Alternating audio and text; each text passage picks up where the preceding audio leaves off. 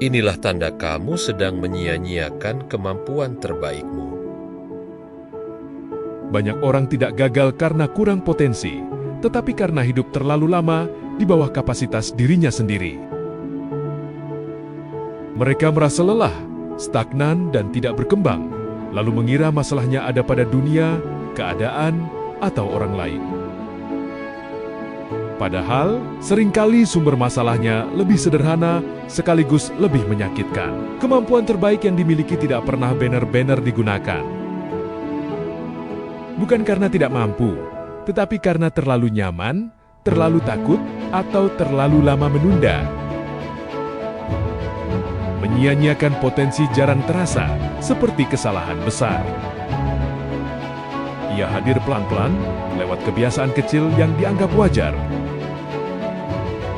Pekerjaan yang dijalani setengah hati, ide yang disimpan tapi tidak pernah diuji, dan mimpi yang terus ditunda dengan alasan nanti kalau sudah siap. Disitulah kemampuan terbaik mulai layu, bukan karena tidak cukup hebat, tetapi karena tidak diberi ruang untuk tumbuh. 1. Kamu sering merasa bosan, tapi tidak tertantang untuk berubah. Rasa bosan yang berkepanjangan sering disalahartikan sebagai kelelahan atau nasib buruk. Padahal, kebosanan yang dalam biasanya muncul ketika kemampuanmu lebih besar daripada tuntutan hidupmu saat ini. Ada jarak antara apa yang bisa kamu lakukan dan apa yang kamu lakukan setiap hari. Ketika potensi tidak digunakan, energi mental justru berubah menjadi frustrasi. Ia hadir pelan-pelan lewat kebiasaan kecil yang dianggap wajar. Kamu merasa jenuh, sinis, atau apatis, bukan karena hidup terlalu berat, tetapi karena terlalu dangkal bagi kapasitasmu sendiri. Di titik ini, kebosanan bukan musuh, melainkan sinyal bahwa kamu hidup di bawah standar kemampuanmu. 2. Kamu menunda hal penting dengan alasan masih belajar. Belajar itu penting, tetapi belajar tanpa praktik sering menjadi cara halus untuk menghindari tanggung jawab. Banyak orang merasa aman berada di fase persiapan, karena di sana tidak ada risiko dinilai, gagal, atau dikritik. Akhirnya, belajar berubah menjadi tempat bersembunyi. Kemampuan terbaik tidak tumbuh di ruang teori saja. Ia menajam saat diuji, digunakan, dan bahkan saat gagal.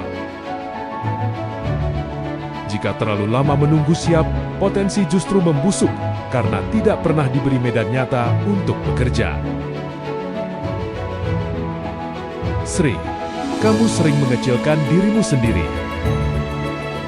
Kalimat seperti "aku biasa saja", "aku tidak sepintar itu", atau "aku tidak sehebat mereka"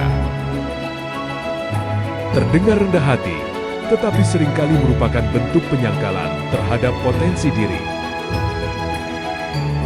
Mengecilkan diri terasa aman karena tidak menuntut pembuktian.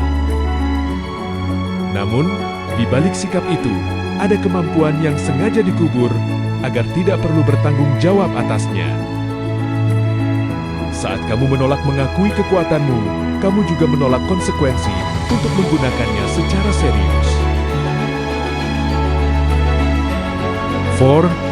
Kamu sibuk, tapi tidak bertumbuh. Kesibukan sering dijadikan bukti produktivitas, padahal sibuk tidak selalu berarti berkembang. Banyak orang menghabiskan energi untuk tugas-tugas rutin yang tidak menantang, hanya agar merasa berguna dan lelah secara sah. Ketika kemampuan terbaikmu tidak terlibat, pekerjaan terasa menguras tetapi tidak memuaskan. Kamu lelah tanpa rasa bangga, capek tanpa rasa berkembang. Itu tanda jelas bahwa potensi besarmu hanya dijadikan tenaga, bukan arah. 5. Kamu takut terlihat gagal lebih dari takut stagnan. Ketakutan gagal sering terlihat rasional, tetapi yang lebih berbahaya adalah ketakutan untuk mencoba. Saat takut gagal menguasai pikiran, kamu akan memilih aman, meski aman itu membuatmu tidak bergerak kemana-mana. Kemampuan terbaik selalu menuntut risiko. Ia tidak bisa tumbuh di zona nyaman. Jika kamu lebih rela hidup biasa-biasa saja daripada menghadapi kemungkinan gagal, itu bukan rendah hati, itu pengorbanan potensi. 6.